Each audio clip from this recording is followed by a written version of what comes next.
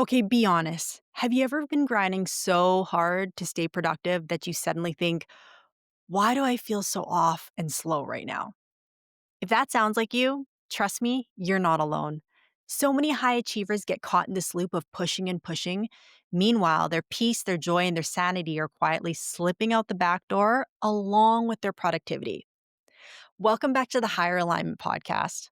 I'm Mintu Lamb, and I help high performers and executives get out of burnout so they can feel more grounded, confident, and actually happy in their lives again without giving up their ambitions. And today's solo episode is a good one. We're talking about why forcing yourself to push through when your nervous system is tapped out never works, and how learning to regulate yourself makes everything feel easier, calmer, and you end up being more productive because of it. Stick around because by the end of this episode, you'll know exactly how to shift out of survival mode and back into a version of you that feels lighter, clearer, and way more balanced. Welcome back to another episode of the Higher Alignment Podcast, where high performers come to grow without stress, shame, or burning out. I'm Mintu Lamb, and I'm here to help you work smarter, live fuller, and feel like yourself again. If you're tired of running on empty, book your complimentary assessment call at higheralignmentconsulting.com/program, and let's figure out what's draining your energy and what you can do to start feeling happy and peaceful once again. You can find the link in the show notes. Now let's get into the episode.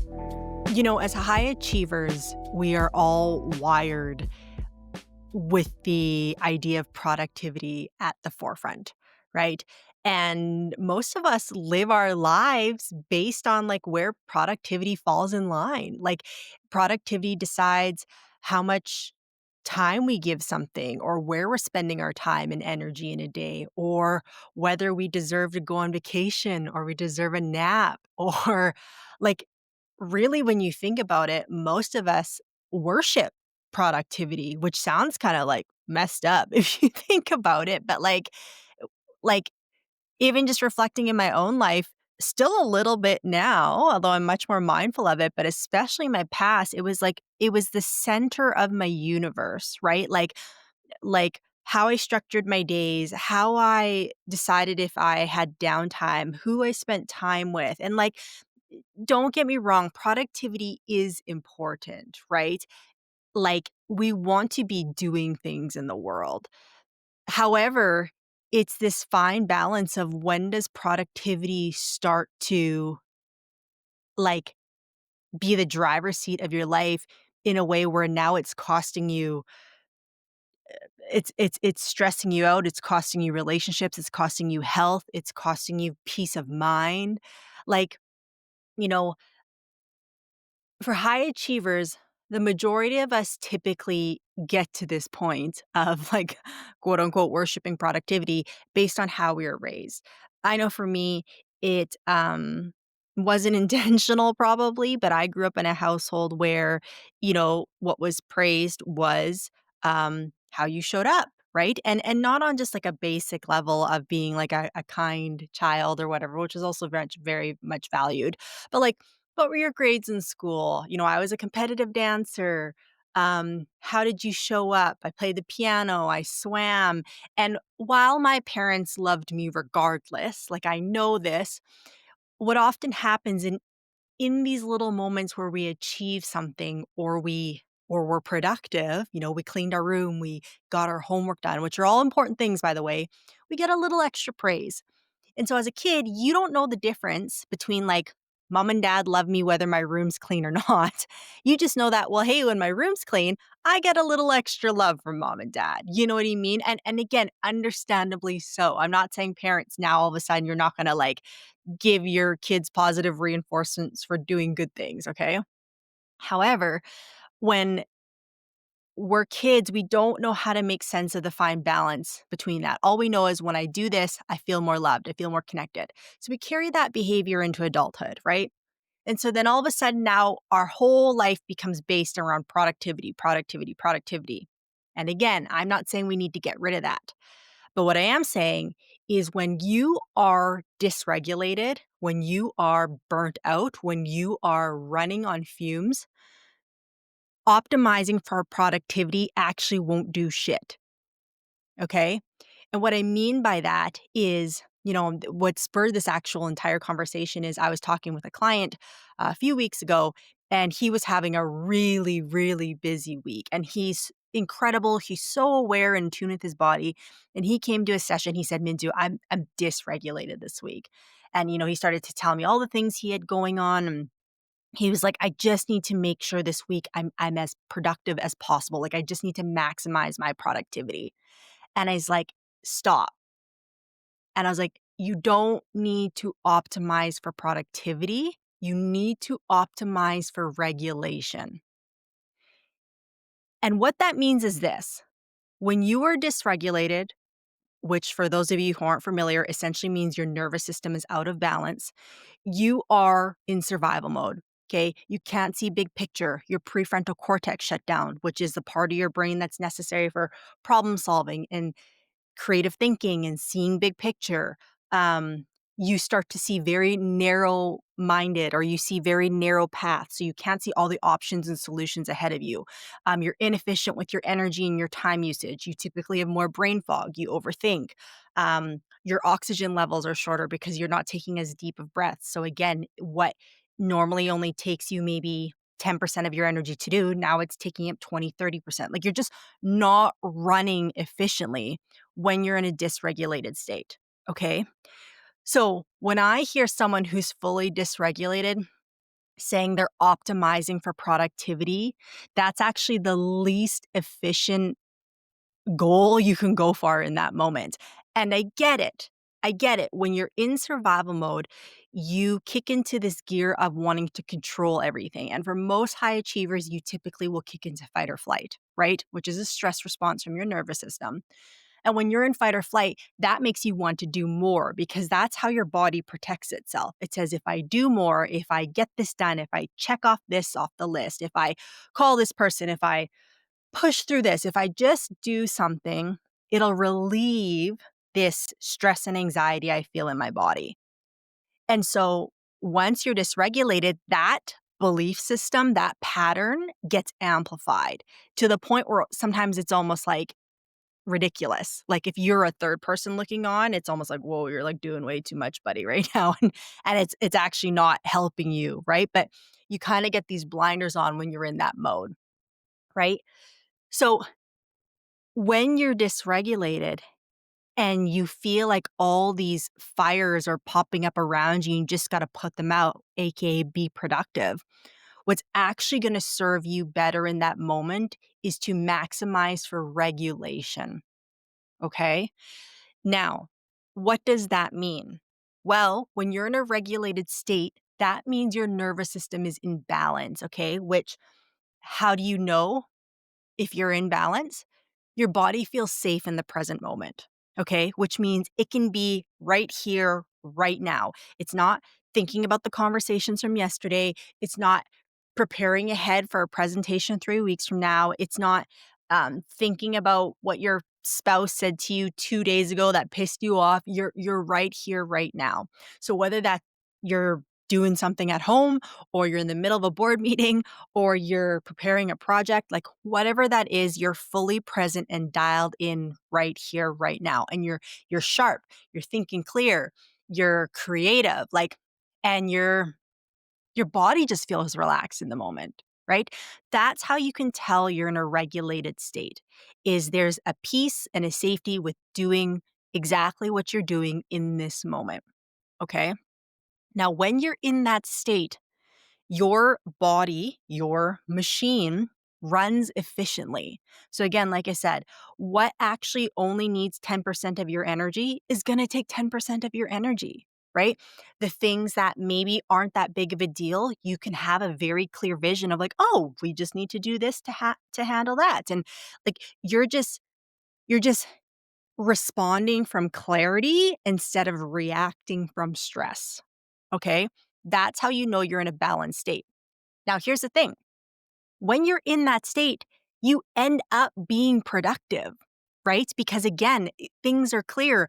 The machine is pumping and moving efficiently. So now you don't even have to optimize for productivity, because if you optimize for regulation, productivity is a natural byproduct of that, right? So what I encourage you to do is if you're in a place where you're spiraling and things are like piling up, and you just feel like you just can't get ahead or not even get ahead, just keep like a pulse on exactly what needs to be done now. Like if you feel like you're constantly like falling behind, this is where I need you to take a time out and you have to have that perspective shift. Okay, right now, my mind is thinking about doing everything from a productive standpoint. What if I just and just test run it for me. If you don't fully believe me, that's okay. I didn't really fully believe it either, but I've done it so many times now for myself and all my clients that I know it works. Just for a week, just for a day, think, how can I make my decisions from a place of regulation? So that means when I'm here to make a decision, I'm not making it based on what's more productive in the moment. I'm making it based on what will regulate me quicker, faster in the moment. Okay. Now, what some of you may be thinking is, well, Mintu, if I'm optimizing for regulation, then I'm gonna just like take a bunch of naps, or I'm gonna be lazy, or I'm just gonna like try and be calm and zen all day. Okay, I understand where you're coming from. But here's the thing. First off, when you optimize for regulation, when your body finally gets that sense of relief, it doesn't all of a sudden say, okay, I'm done. Like I'm checked out. I'm giving up on this. Woo, we're out. Peace. Never mind. Like we just forget any of this. We're like taking off on a boat. We're going to go live out on a beach. I don't know. But what I'm saying is, it's not like all of a sudden when you give your body a sense of relief, it's just going to give up. I know that's what some of you fear. And the reason you fear that is because you've been in survival mode for so long that your body doesn't even know what a breather feels like. So to you, because I remember being in the state, when you've been running on fumes for so long and you've been running in fight or flight for so long, that idea of like rest and restoration, at the moment you get it, you just want to collapse. Like I know for me, the prime example that comes up is when I'd go on vacation, right? So I'd be running on fumes the majority of the year. I'd finally get to Mexico, and what would I do? I would sleep every goddamn day on that beach. I'd get up I'd have breakfast, I'd go lay by the beach, and I would pass out there in the sun in my bikini till about 5 o'clock. And then I'd get up and, and then I'd go have dinner. Like, because I was so burnt out. I was so overwhelmed. Okay. So I know that's what you fear. However, what I wasn't doing at that time is I wasn't giving myself micro breaks. I wasn't maximizing for regulation. So that's why when I got to the beach, I had no choice but just to collapse. Okay. What I'm telling you is if you're in your day-to-day natural habitat right now, knowing there's lots of things going on, if you start with these micro choices of regulation, the body will get just enough relief to be able to reset you, to give you a fresh like reset of energy that you can now continue doing what you're doing, but you're not going to struggle and fight your way through it. You're going to see things clearer. You're going to move more swiftly. You're going to be more in flow. You're going to be more present. You're going to be able to communicate better. Like everything will start to move in again, like a well-oiled machine. But it's going to take you switching up that thought pattern, because the reality is if you're listening to me or following this, you're probably not running an efficient strategy right now. And that's probably because you always maximize for productivity, right? But what happens is what most of us do is we maximize for productivity in a way that sacrifices our needs. We self-abandon. We forget all the things that are needed to be like normal functioning human beings. We give up our lunchtime. We stay late at work. Some of us work right till 10, 11 p.m. at night. I have a few clients doing that right now. We have broken sleep. We don't eat breakfast in the morning. We're not hydrating. We don't get up from our desk and take a walk or move the body during the day. Like so many of us, in the name of productivity, just sacrifice your normal human needs. And that's why maximizing for productivity isn't effective. Okay. And it's like the reality is just the way the corporate world is set up right now, and how productivity is glorified so much online. It's like you gotta abandon yourself to do it. And it's like I get that. Like I don't regret the years I had doing that, but by no way, shape, or form is that the most effective way to live your life, and is not the most effective way to be productive. Okay. So when you start living from a place of how do I regulate myself. It is not about abandoning your ambitions and your goals and being productive. It is about learning how to feed the machine, which is your body, your nervous system, in a way where it can perform at its best.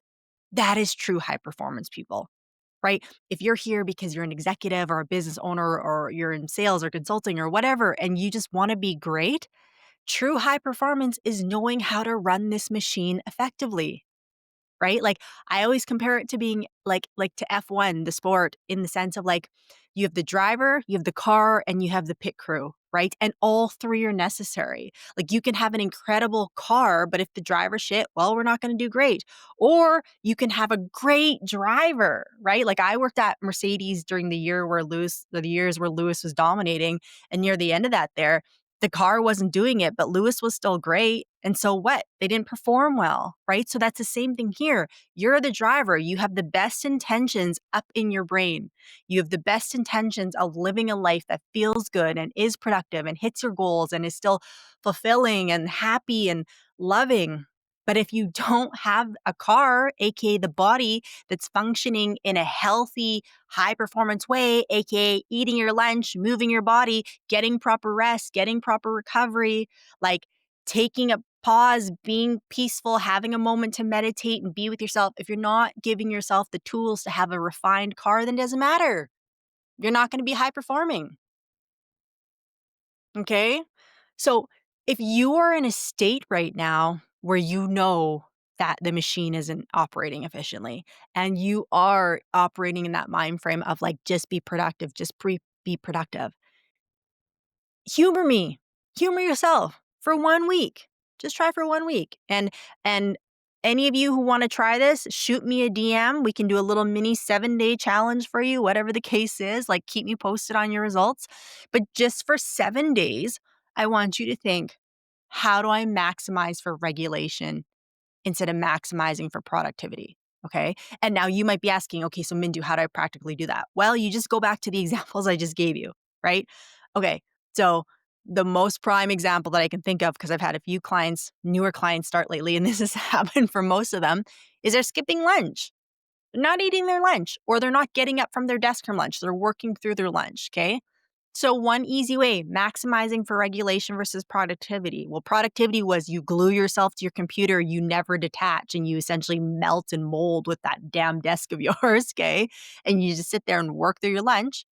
Or maximizing for regulation would be at noon every day, I'm going to get up and walk away from my desk for 10 minutes without my phone, go for a walk around the building, go for a walk outside, and then I'm going to come back and ideally eat my lunch somewhere else, away from my office, away from my workspace, because that's what my nervous system is going to attach to that place.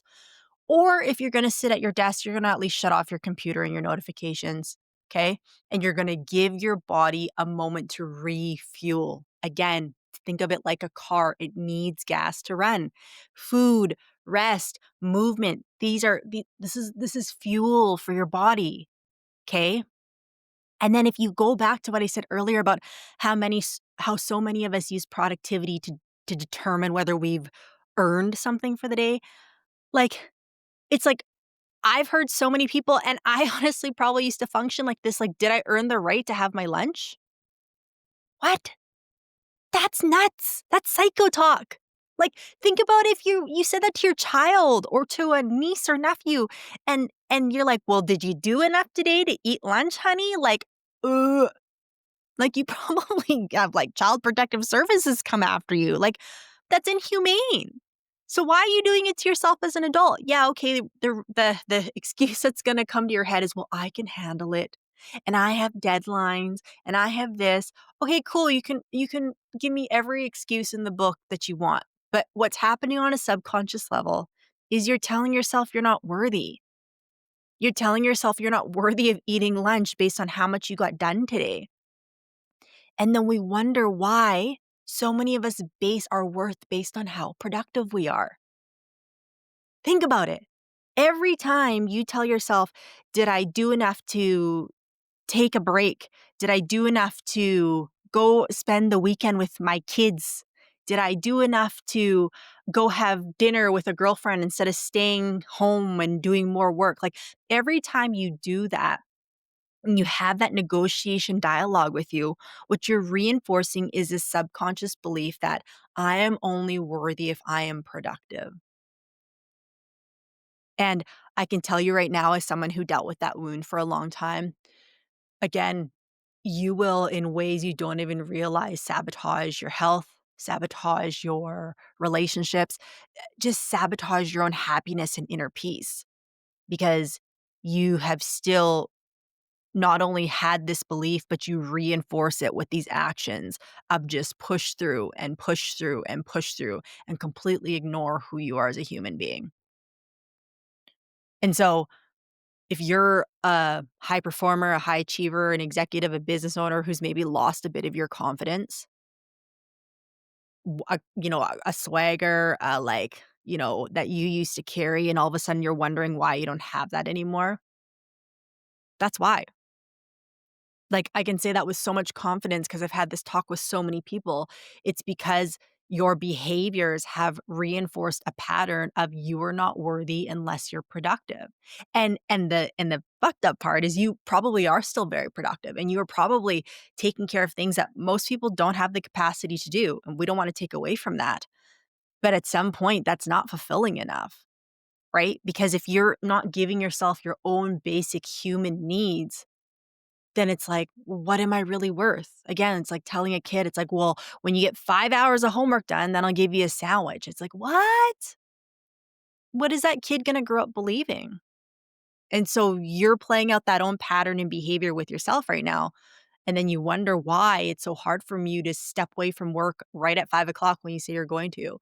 You wonder why it's so hard for you to make it home for dinner on time with your spouse because you just had to stay an extra 20 minutes just to get that done, right?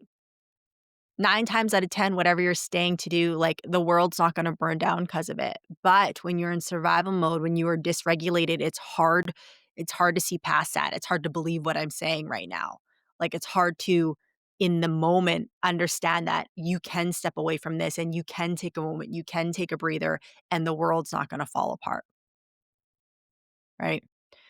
So again, if for this week you're going to try optimizing for regulation versus optimizing for productivity, I encourage you to start with just the basics. Regulation means nutrient dense meals. It means going to bed at a good hour. It means taking a walk and getting outside and breathing fresh air and getting away from fluorescent lights. It means having a moment to connect with your loved ones because the quality of relationships determines the quality of your life. It means finding things that bring you joy and being able to laugh and feel that sense of joy in your body again, because chances are if you've been in fight or flight for a while or dysregulation for a while, you forgot that. And those are the things that keep us young. Those are the things that make us human and what make life so enjoyable. So just start with the basics instead of staying late when you're tired, instead of working through your lunch when you're hungry, instead of starting your morning with your email blasting in your face versus 15 to 20 minutes of you standing outside in the sun. Like, choose regulation. And then after 7 days, see how you feel. I'd have a pretty heavy wager, and you are all free to DM me on LinkedIn or Instagram if you take this little 7-day challenge. You are going to feel lighter. You are going to feel more present in your body. And all of a sudden, all the things that you've been dreading are not going to feel so terrible. And guess what?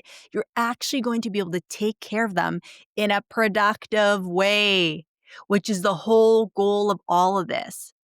It's just forcing it versus flowing with it. Okay?